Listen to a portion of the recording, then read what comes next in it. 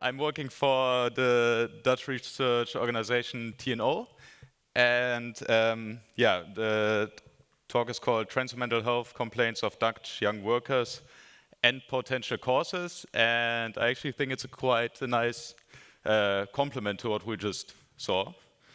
So I'm also curious if there are some questions actually combining these two. These are the other authors of this report that we just released.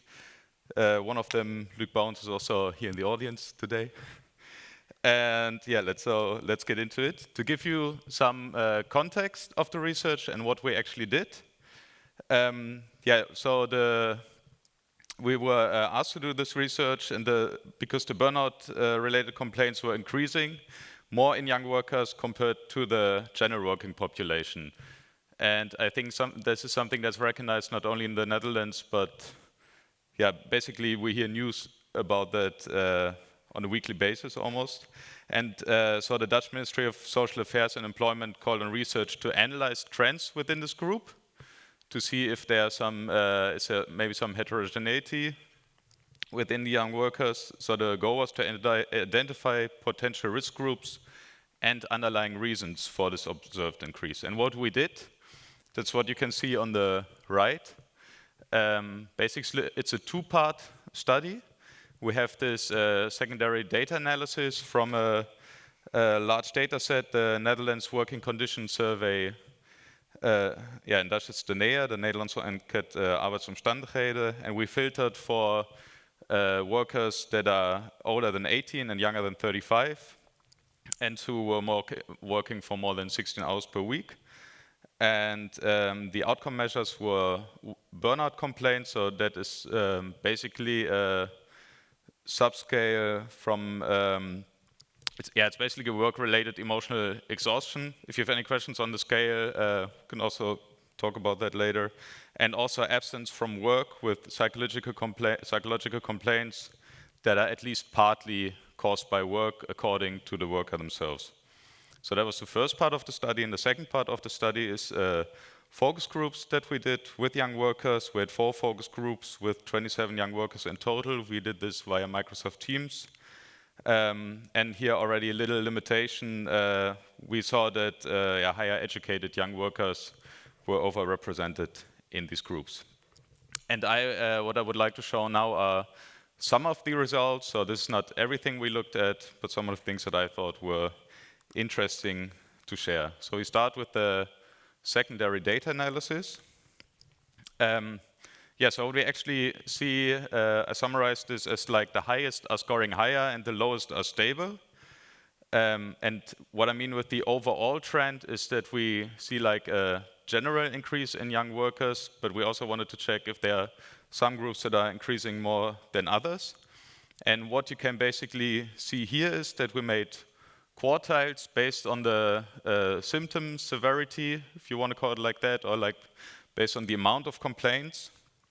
And so this is not cross-sectional data, so these are new people every year. But what we can see is like the people who are scoring lowest, that they are relatively stable, but there's a decrease, so that's the highest line.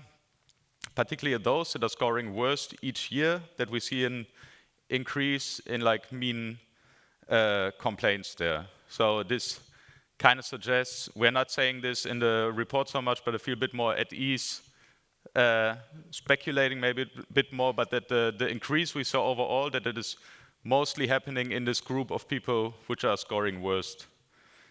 We can see also the green line, so that's like the third quartile. We also see a bit of an increase there, and like the lowest quartiles are basically stable over the years.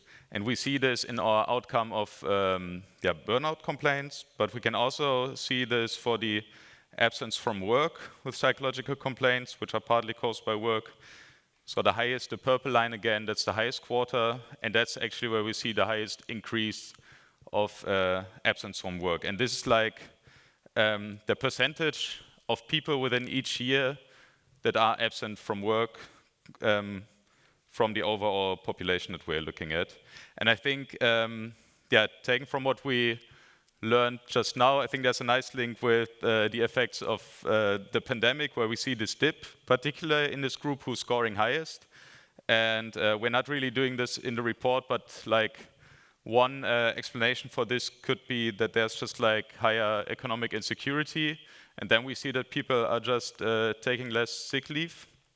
But another thing could also be that particularly those who have the highest complaints, that for them it was actually quite of a relief to have like maybe their life a bit slowed down. But again, this is a bit more speculative, but I thought it was still interesting to share that. We also looked at differences between men and women. And we also found it interesting to look at it like this with these box plots to like give you an idea of the distribution of the data. And what we found mostly interesting here is like overall for every year that women on average are scoring higher on these complaints. But what we found particularly interesting is that there are more and more women scoring high on these complaints and more women scoring relatively low on these complaints. So we can see kind of a shift in there.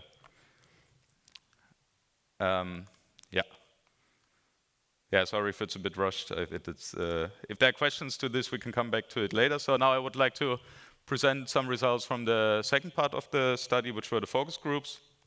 So our perception was that doing this in Microsoft Teams, that it worked quite well with this group. We ourselves as researchers perceived the atmosphere in the talks as like to be open and safe, and we tried to make sure that everyone could equally contribute. We asked these young workers, okay, what are the reasons or like the causes of stress that you perceive yourself and that you also see for others? So this is still rather descriptive, but we also asked them to rank them. And the thing that ranked highest overall was what we call performance pressure. So young workers report they have to do a lot of work in little time. They also experience a fear of failure, which also means that they are like pushing their boundaries way too more because they feel they are evaluated on that and are insecure about themselves. They feel they have to be available at all times, so they lack control of their working hours, and they also experience difficulties of saying no when they are asked to do additional work. A second aspect was uncertainties on different life domains, and these were the ones we heard most. So concerning the career, that there was insufficient appreciation and also unclear expectations from the employer side. They didn't really know where their career would go or what they would have to do in order to advance their career. They also reported a constant exposure to bad news, such as climate change, news on war or on the pandemic, and they also reported uncertainty concerning finances and housing. So also like some kind of a lack of vision where to go to with their lives, kind of. And the last thing that they report was a social pressure. Some mentioned that they felt that they see others succeed on social media would put some pressure on them, and also that they had the impression, regardless of social media in general, that they always have to appear as happy and polite, and this is like on different domains, so at work, but also at home or in a family context. Some more results. On the role of campaigns and attention to mental health problems in the media, we have two quotes here for an illustration. One young worker said, "It's important to make and keep mental problems negotiable." And actually, I just realized when I look at the slide this morning again, so I think that's a bit translation issue there. What we actually meant to say, what they actually said was, it's important to make and keep mental problems like a topic of discussion, because that can lead to more understanding. So this is like the destigmatizing aspect of that. But we also heard, and this I found actually a bit more surprising and also more interesting, because I didn't hear that so much before, that after seeing a news report about mental problems in young people, I wondered if I also had to think about this. I don't really have a problem, but it's such a large number. do I belong to this group? So there was a young worker who felt like, okay, they want to belong to a group somewhere and they see there's a lot of mental health issues going on in this group, so they were almost like that something is wrong with them for not also experiencing that. All right, and yeah, so that's basically what we were looking at, this more bit of two-sided sword, like if you put more emphasis on mental health problems, that there's a lot of destigmatization, which was perceived to be positive, but also that there's a bit this risk of like having people stuck with the problem. Okay, so that's my last slide. What we don't know yet is what I said in the beginning. We had a lack of like lower educated or vocationally educated young workers, and do our results also apply to that group? Then there's the question, how do work-related factors and non-related work-related factors interact in contributing to mental health issues? So I'm actually really interested about the study that was just mentioned when controlling for prior mental health issues, that really changed the association there. And also so what we can see is that the young workers have this perception of a pressure to perform, but we don't really know if this, how much of that is, or where that's coming from, basically. If that's like, if there's a clear origin outside of the young worker, or if there's some factors, psychological factors also amplifying that. Yeah, and the last two questions are actually questions for you, for the audience. What are your ideas concerning these questions? And which questions do we miss? So which questions should we be asking? And of course, if you have any other questions concerning the results, then also feel free to ask those. Thanks a lot.